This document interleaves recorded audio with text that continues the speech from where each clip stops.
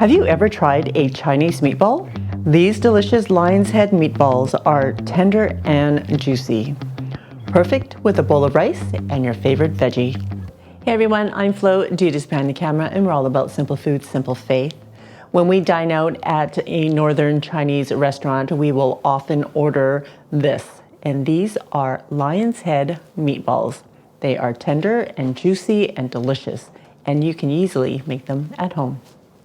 I'm starting off with a pound of ground pork, and I buy my ground pork in an Asian market, and I find that their grind is a little bit bigger than a regular ground pork that you can find in the regular supermarkets. But if you can't find the Asian ground pork, you can either grind it yourself using pork shoulder or pork belly, or just use the regular ground pork that you can find in the supermarkets. Okay, moving on to my aromatics that I'm adding to the ground pork. I have about 6, 7 stalks of green onion, and I'm going to chop 4 of them, and the other 3 I'm going to use in my sauce.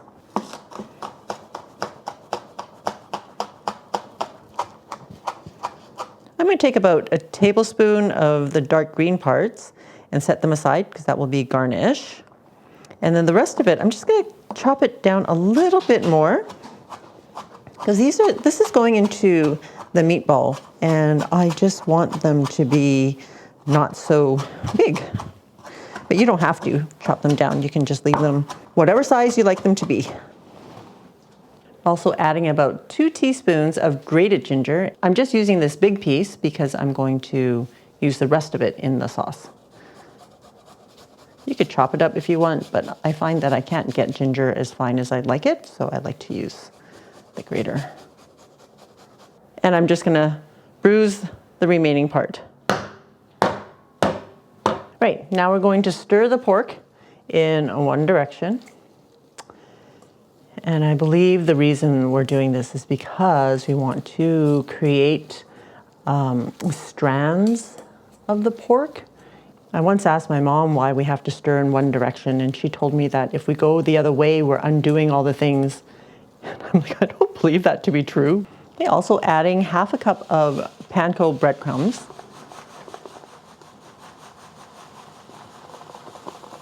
And adding 1 egg.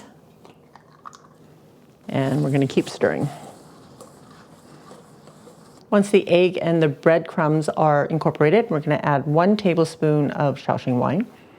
And you can use sherry or another wine, or we've been known to use bourbon in the past, just to add extra flavor.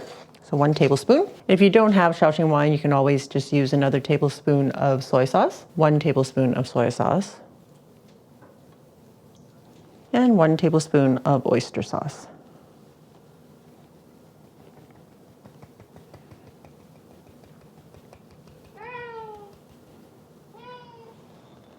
Half a teaspoon of ground white pepper, and 2 teaspoons of cornstarch, and continue to stir.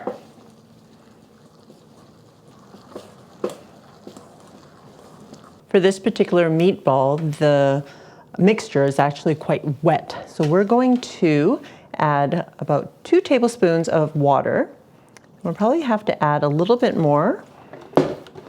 Usually I add about a 1/4 cup, but I always want to make sure that I don't add too much water. So I don't know if you can tell, but as I'm stirring, you can see that the pork is getting sticky and is creating these strands of meat. I'm going to add 2 more tablespoons of water.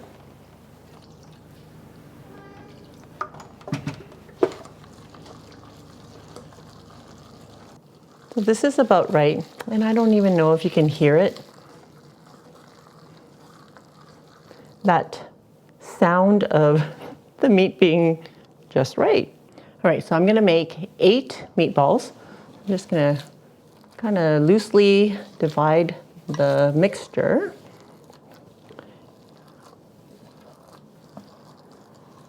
And we're gonna put these under the broiler to brown because, well, in the restaurants, they deep fry the meatballs before putting it in the braising liquid. And we do have to cook them ahead of time a little bit, just so that the meat will hold its shape in the braising liquid. In my original recipe that can be found in my cookbook, Chinese Home Style, I actually divide the meat mixture into 3 and make 3 giant meatballs where I add a salted egg yolk in the middle, and they are actually quite delicious. But I'm making smaller portions today, and you can also add bamboo shoot or Chinese mushrooms or water chestnuts if you like that extra texture. We're going to stick these under the broiler for 7 to 10 minutes, and we just want them to be browned, but they won't be cooked through all the way. I forgot to finish cutting up my green onions, so I've got 3 that I'm going to add to the braising liquid. Right, we are going to get our braising liquid started. Turning on my heat to a medium. Adding 2 tablespoons of avocado oil.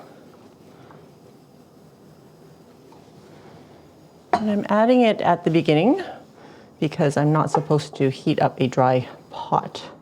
I've chosen to use my large Le Creuset because I know that I can fit my 8 meatballs in a single layer comfortably in the braising liquid.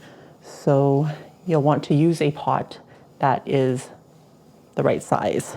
Using about a 2 tablespoons worth of rock sugar. And if you don't have rock sugar, you can just use regular sugar.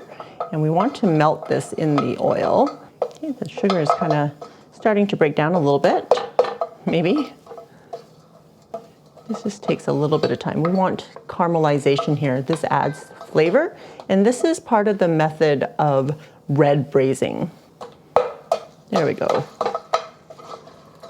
We want all of this melted. It takes a little bit of effort, but it's totally worth it. Okay, just want all of this to melt. You can see that it's turning brown and caramelizing. We do want the sugar to melt. Otherwise, the sugars will cause the sauce to be more sweet, and we don't necessarily want it to be sweet. We need this caramelization to happen with the sugars. Okay, so once the sugar is all melted, there's still a little bit left, and we don't want it to burn. We're going to add our ginger and our onions.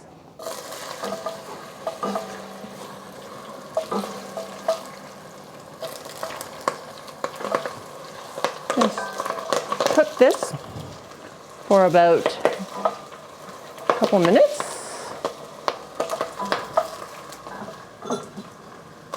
And then we're going to add our chicken broth, 1 cup of chicken broth.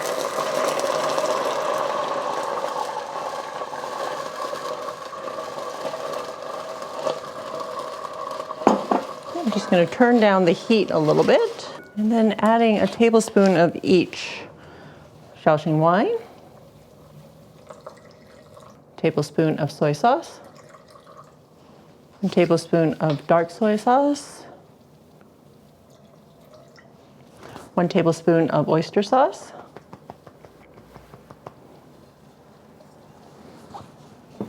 give that a stir.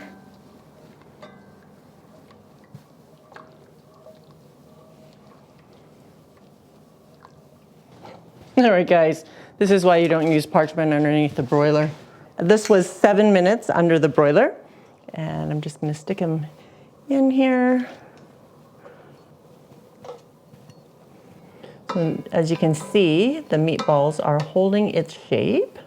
So we're going to braise the meatballs for an hour. I'm going to flip them over about halfway through, just so that we get even braising on both sides. We are braising it on a medium-low with the lid on. I've seen some recipes out there that call for 4 hours of braising, and you all know that I can't be bothered with that. We're just trying to prepare simple, tasty meals for our family, and I think 1 hour braising is more than enough. When the meatballs are almost done, we're going to make our bok choy. So I have some baby bok choy. I had about 8 of them that I've cut in half. I've already cleaned and washed. I have a pot of salted water with about a tablespoon of oil, avocado oil, and we're just going to cook these for about 30 seconds. So I'm just going to do half at a time so I'm not rushed. It actually doesn't take long, so I'm just going to put these on a plate. I'll arrange it after I get all the bok choy out because we don't want them to overcook. And just do the next batch.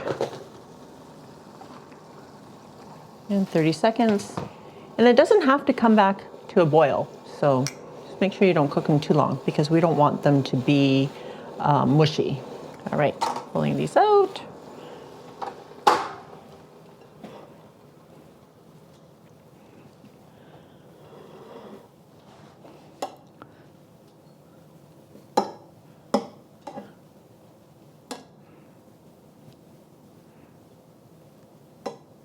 All right, I'm just gonna go grab my meatballs. Right, let's check them out. Oh, looks so good, smells so good. I'm gonna put these meatballs in the plate. Probably can't put all of them in, but we can try.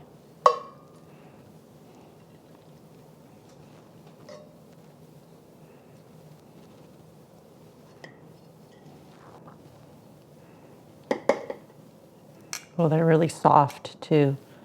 See, I can probably fit one more in here, and then we'll just put one aside for Dude in a plate for the taste. Putting this in a bowl for Dude.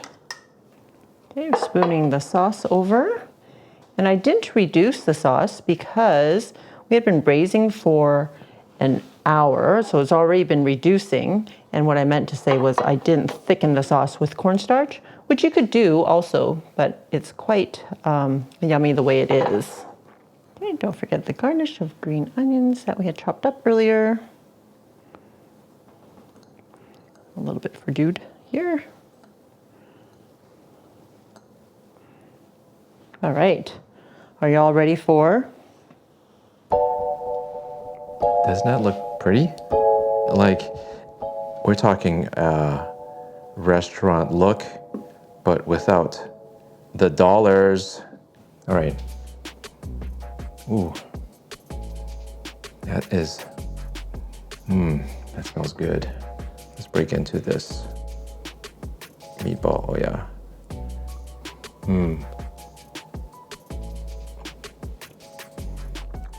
Oh. Let's take a look at the inside. See how it's coated so well? And it just envelops the meat. And the meat is so tender.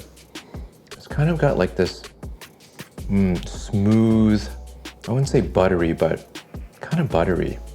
The flavor is delicate, but has the notes of all the individual ingredients at the same time. So a ton of flavor, but not overwhelming in any way. So when you add it to rice, it just comes together so nicely with mouthfeel and a ton of flavor. So guys, you'll always have a choice between cooking for yourself, but even then, it doesn't take much to get fantastic flavors that you may not have had before, but do it at home and save a ton of money and feed your family, feed yourself well. Awesome, thanks, Dude. All right, guys, let's break it down. I paid maybe $5 for the ground pork and maybe $2 for the vegetables. And if you take into account the ginger, the green onions, and the sauces, we're approaching $8 maybe. And let's just say under $10, you're feeding your whole family with this dish. But if you were to order this out at a restaurant, it would cost you at least $25 and up. And I'm telling you, you won't get as many meatballs as you have here. You can also adjust the flavors as needed. If it needs a little bit more soy sauce, just add a little drizzle. For this recipe, you can check it out on my website, flolum.com.